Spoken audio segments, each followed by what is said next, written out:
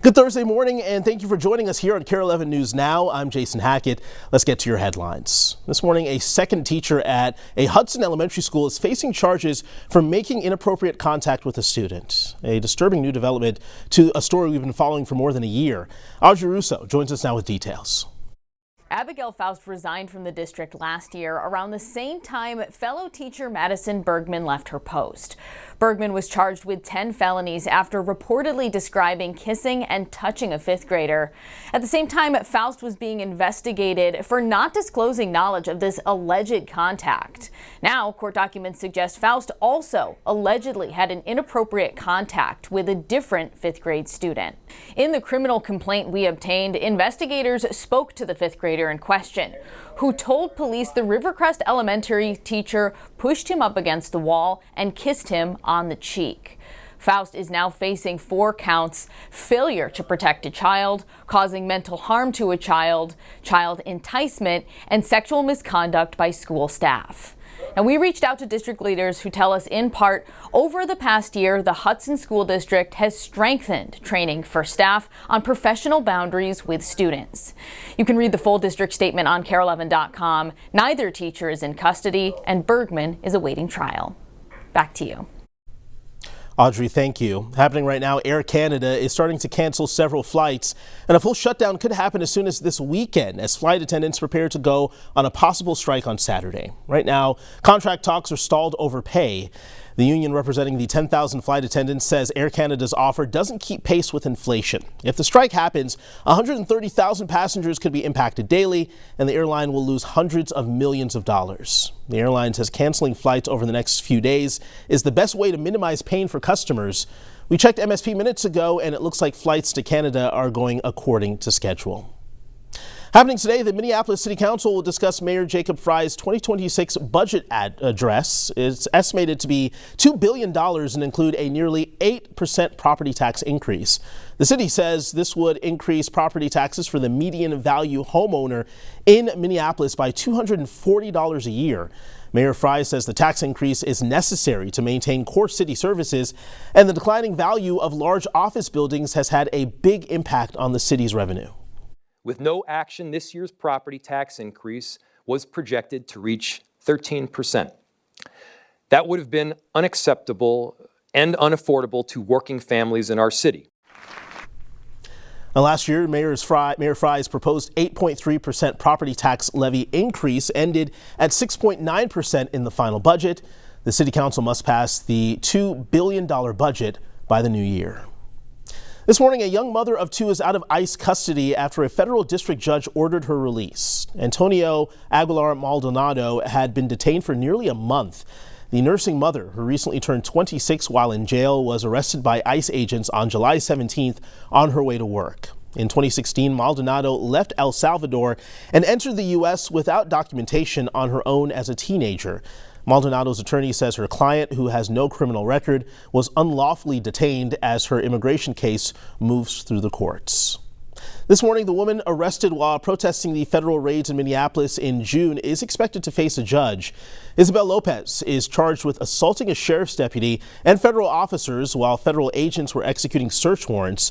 The crowd gathered there thinking it was immigration raids. Supporters for Lopez have demonstrated outside of the jail and the courthouse since her arrest. She is out of custody until her trial, which has not been scheduled.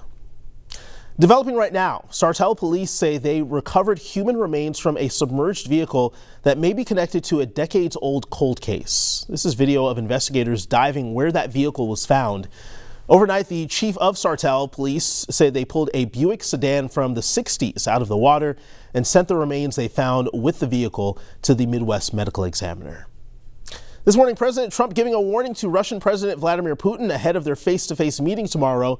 Be serious about ending the war in Ukraine or face major consequences. Trump laying out his expectations after a virtual meeting with Ukraine's president and other European leaders. Alice Barr is in D.C. with details. Hi there. When President Trump and Russian President Putin meet tomorrow in Alaska, it will be their first face-to-face in 6 years, Putin's first time in the U.S. in a decade. On the line, an urgent push to end Russia's 3-year all-out assault on Ukraine. In the countdown to tomorrow's critical summit between President Trump and Russian President Putin, Ukraine and its allies pressing Ukrainian interests to the forefront, meeting virtually Wednesday with President Trump. President Zelensky was on the call.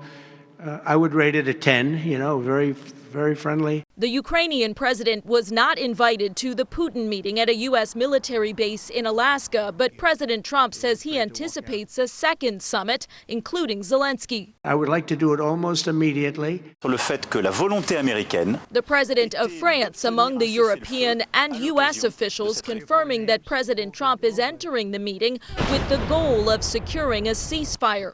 The sources also noting that President Trump said he does not plan to discuss giving up Ukrainian territory to Putin without Ukraine in the room, something President Zelensky and the European allies on the call were pushing for. And as for if Putin does not agree to end the war, There will be very severe consequences. Russia has increased its attacks leading up to the meeting in what Ukrainians call an attempt to strengthen the Russian hand. Сполученим Штатам Америки і всім нашим європейським. Zelensky saying he told President Trump that Putin is bluffing, believing he still wants to occupy all of Ukraine. President Trump has sharpened his rhetoric against Putin in recent weeks, growing increasingly frustrated as the Russian assault drags on. President Trump has threatened new sanctions against Russia and tariffs on its trading partners if there's no ceasefire. The German chancellor said Ukraine is willing to make some territorial concessions, unclear how much.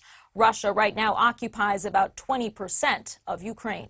In Washington, Alice Barr, NBC News. Well, the Minnesota Twins were off the market this morning, but the team was not sold. The Pohlads say they are keeping the team, actually.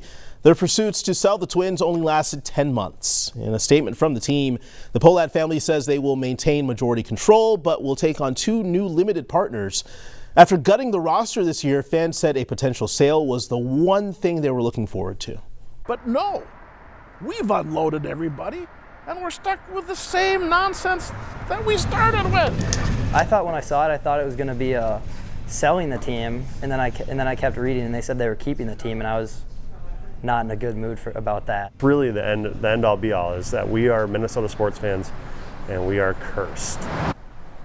Yep, that basically sums it up. We are cursed. The Pohlads say they are committed to building a winning team and culture the fans are proud to cheer for. We will see. So if you're already over the baseball season, how about some hockey? Starting at 2 p.m. this afternoon, Minnesota Wild single game tickets go on sale. The first home game during the preseason will be on September 25th. The home opener versus the Columbus Blue Jackets is on October 11th at the newly named Grand Casino Arena. In just 1 week, the gates will officially open for the Great Minnesota Get-Together. From all the unique food experiences to rides and games, it can be overwhelming to narrow down your state fair must-do list. But this morning, we have some pro tips for you. Michelle Beck is at the fairgrounds. And Michelle, what do we need to know? Tell you about what's new, and there is a lot to keep track of. So right now is the perfect time to download or maybe even re-download your official Minnesota State Fair app. We got to talk about this since this is why so many of you come to the fair. There's 33 new foods this year, bringing the total count across the fairgrounds to 1,600 menu items. Ones that caught my eye include the pimento cheese puffs, a croissant pressed in a waffle iron, and nachos reimagined with cannoli chips and gelato to top it all off. I'm also counting 8 new vendors dedicated to fresh beignets, Filipino snacks, and Dubai chocolate-covered strawberries. As far as attractions, there is one called the Thunderbird. It'll take you 180 feet off the ground, making it the tallest portable swing in North America. I also want to highlight some new accessibility features as well. There are more ramps, more audio descriptions for art exhibits, as well as an expanded ASL program. Guys, a lot to watch for this year. Can't wait. Less than a week until the fair kicks off. Stick with us. More news and weather coming up after the break.